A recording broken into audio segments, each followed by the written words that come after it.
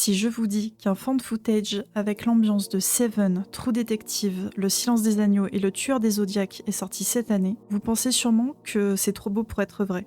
Et pourtant, le film dont je vais vous parler aujourd'hui a plutôt bien tenu cette promesse. Moi, c'est Maiden et sur cette chaîne, je vous parle de films et de jeux vidéo d'horreur. Et aujourd'hui, on va se pencher sur une pépite de cette année 2025, Strange Harvest. Le film est réalisé par Stuart Ortiz, un nom qui ne me parlait pas forcément au début, jusqu'à ce que je regarde sa filmographie et que je m'aperçoive qu'il fait partie du duo des Vicious Brothers. Les Vicious Brothers, c'est un duo de réalisateurs slash scénaristes, donc composé de Stuart Ortiz, mais aussi de Colin Miniham. Et ce duo, ce sont les personnes qui ont réalisé le film Grave Encounters en 2011. C'est un found footage qui a eu quand même un joli succès et qui fait partie des found footage qui sont les plus appréciés aujourd'hui. J'ai moi-même beaucoup aimé le film, peut-être parce que j'aime bien tout ce qui est télé-réalité autour de la chasse aux fantômes. Et donc Grave Encounters, c'est littéralement une parodie de Ghost Adventure, qui met en scène dans chaque épisode une équipe de chasseurs de fantômes. Sachant que je vous ai parlé du film déjà dans une autre vidéo que vous pouvez voir juste ici. D'ailleurs, en parlant de Grave Encounters, on va de nouveau en entendre parler d'ici 2026, lorsque le tournage aura commencé, puisqu'un remake est prévu. Et en tête d'affiche, on aura quand même Justin Long, qui est un acteur que vous devez bien connaître si vous êtes habitué à regarder des films d'horreur. Il a apparu dans beaucoup d'entre eux. On peut citer Jeepers Creepers, Drag Me to Hell de Sam Raimi, et dernièrement dans Barbarian et Weapons. C'est un peu devenu un Scream King. Vous savez, vous avez les Scream Queens. Voilà, c'est icônes de l'horreur. Et ben pour moi, Justin Long, il en fait vraiment partie. Ça fait partie des acteurs qu'on retrouve le plus fréquemment dans des films d'horreur. J'ai vraiment hâte de voir ce que ça va donner. Alors, pour l'instant, on ne sait pas si ça sera toujours un found footage ou s'ils vont passer sur un format un peu plus classique. Mais je m'égare un peu, on revient à Strange Harvest. Le film a été présenté en première mondiale pendant le Fantastic Fest en septembre 2024. Mais il est sorti officiellement le 8 août 2025 aux États-Unis. Et malheureusement, on n'a toujours pas de date de sortie de notre côté. Le film est en ce moment disponible sur Prime Video, mais il est uniquement aux États-Unis, il n'est toujours pas chez nous. Donc à part si vous avez un VPN, malheureusement, vous ne pourrez pas forcément le voir. En tout cas, moi je l'ai vu et je peux vous dire que je n'ai pas été déçue. Le film se présente comme un documentaire criminel qui ressemble à beaucoup d'autres que vous pouvez trouver sur Netflix. Avec les témoignages d'enquêteurs ayant travaillé sur l'affaire et de témoins, l'histoire déroule la traque étalée sur plus de 20 ans du tueur en série appelé Mr. Shiny. Un tueur insaisissable faisant régner la terreur dans le comté de San Bernardino, en Californie du Sud. Ces meurtres sont reliés entre eux par leur côté rituel et un mystérieux symbole triangulaire présent sur les scènes de crime. Honnêtement, j'ai pas de mots pour dire à quel point j'ai apprécié Strange Harvest. Alors le film n'a pas fait partie de la vidéo où je vous parle des films qui me hype le plus pour 2025. Il y a énormément de films qui n'ont pas été dans la vidéo parce que soit j'ai eu l'info après avoir fait la vidéo, soit les trailers sont sortis vraiment un peu plus tard, en début d'année, ou alors même, j'en ai vu certains, même en milieu d'année, juste avant qu'ils sortent, et c'était le cas pour Strange Harvest, que j'ai vu vraiment à peine quelques mois avant sa sortie en août. Et vraiment, dès que j'ai vu le trailer, je me suis dit que c'était un film totalement pour moi. Personnellement, je suis une grande consommatrice de true crime et de documentaires justement sur Netflix, et j'en ai vu vraiment pas mal, et c'est vrai que du coup, on ressent... on voit vraiment la patte des documentaires criminels sur Netflix. Ils ont un format qui est assez reconnaissable. Et voilà, pour vous dire que Strange Harvest fait officiellement partie de mon top 2025. J'ai beau avoir vu énormément de found footage slash faux documentaires, le film m'a prouvé qu'on pouvait encore avoir des surprises, même quand on est très habitué au genre. Dès les premières minutes du film, on retrouve l'ambiance thriller que moi j'apprécie énormément, et c'est pour ça que j'ai tout de suite pensé à Seven quand j'ai regardé le film. Dès les 10 premières minutes, il y avait vraiment cette ambiance très très sombre. On plonge vraiment dans la noirceur humaine, dans ce qu'il y a de pire. La qualité est maîtrisée et j'ai vu le film 2 fois dans la même semaine. Je l'ai vu une première fois en solo pour vraiment me mettre dans l'ambiance pour la découverte, vraiment ne pas être perturbée par quoi que ce soit. Donc vraiment, je n'ai pas regardé une seule fois le téléphone de tout le film. J'étais vraiment scotchée du début jusqu'à la fin. Et ça m'a fait vraiment le même effet quand je l'ai vu une deuxième fois, cette fois avec des amis où là, bah, on pouvait parler un peu plus. Mais même en le regardant une deuxième fois, j'étais scotchée du début jusqu'à la fin du film. Donc voilà, c'est très rare que je regarde un film deux fois dans un si court laps de temps, mais j'avais vraiment besoin de partager ce film et je vais peut-être limite le regarder encore une troisième fois pour le regarder avec d'autres amis, pour vous dire à quel point ce film m'a marqué. Donc j'avais voilà, vraiment besoin de partager l'expérience avec d'autres personnes et voir leurs réactions. Et donc pour la deuxième séance, les personnes, elles ont aussi été bluffées par le côté assez réaliste de la mise en scène. Ça ressemble vraiment à un vrai documentaire criminel qu'on pourrait trouver sur les plateformes de streaming. Que ce soit le rythme, les interventions des personnages et le montage, tout nous laisse à croire qu'il s'agit d'une vraie histoire. Et d'ailleurs, il y a vraiment des gens qui ont cru au début que c'était un vrai documentaire. Et ça peut se voir dans les commentaires, il y a beaucoup de gens qui se demandaient s'il s'agissait d'un vrai documentaire.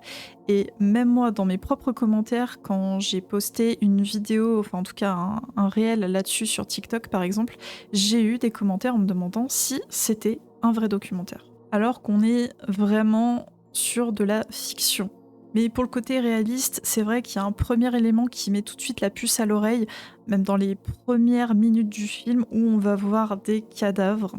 Tout simplement le fait de montrer frontalement des cadavres, bah ça vous trouverez jamais ça, enfin je pense pas, hein, je suis jamais tombée sur un documentaire comme ça, mais je pense que c'est même pas possible dans un vrai documentaire de voir des vrais cadavres, ça serait tout simplement un manque de respect total pour les victimes et je ne pense pas que on autoriserait la diffusion de vidéos slash photos de cadavres véritables. En tout cas sur des plateformes de streaming grand public. Dans un vrai documentaire, à aucun moment des cadavres ou des restes ne sont montrés et dans le pire des cas, les photos, soit elles sont floutées, soit elles sont carrément censurées. Et d'ailleurs, c'est très très drôle parce que dans le film, donc tous les cadavres vraiment sont visibles. Il y a des détails assez gore.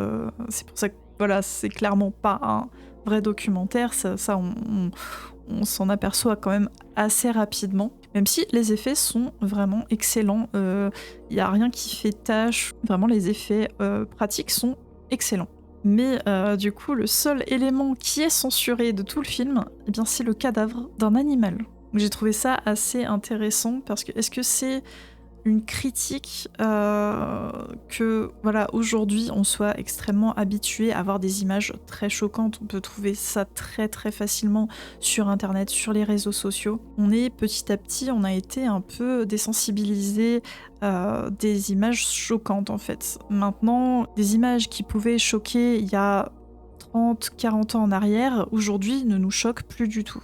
C'est vrai que ce contraste avec le fait qu'on puisse voir vraiment des cadavres dans ce film et que le cadavre d'un animal soit complètement censuré, je me suis vraiment demandé si voilà, c'était pas une critique. Je pense que c'est une critique de un peu cette curiosité morbide qu'on a peut-être à force de regarder du true crime.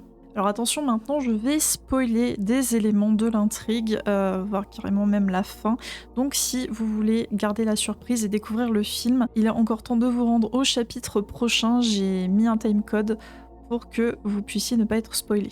Donc le deuxième élément qui vraiment ancre ce documentaire dans la fiction, c'est sa dimension Lovecraftienne. Moi je m'attendais vraiment pas du tout, en ayant vu juste le premier trailer, je m'attendais pas du tout à ce que ça parte dans cette direction-là. Un des anciens amis de Mr. Shiny, de son vrai nom Leslie Sykes, raconte que celui-ci a commencé à adopter un comportement étrange après avoir découvert une grotte dans le désert, où il confie à son ami avoir vécu une expérience spirituelle hors du commun. Donc au fur et à mesure que le récit avance, on a de plus en plus d'éléments qui confirment que Mr. Shiny tue ses victimes dans le cadre d'un rituel plutôt ambitieux en récoltant des organes slash des parties des victimes. Par exemple du sang, des cheveux, la langue, je crois même des poumons. Et tout ça dans le but d'invoquer sur Terre un dieu ancien nommé Azragor. qui ressemble à un genre de ver slash sangsue. On dirait un peu un mix entre les vers de Dune et les gros vers de Trémor. Voilà, je sais pas, j'ai trouvé que c'était un peu un mix des deux. Alors, je vous parle de vers, mais en fait, ça représente plutôt une sangsue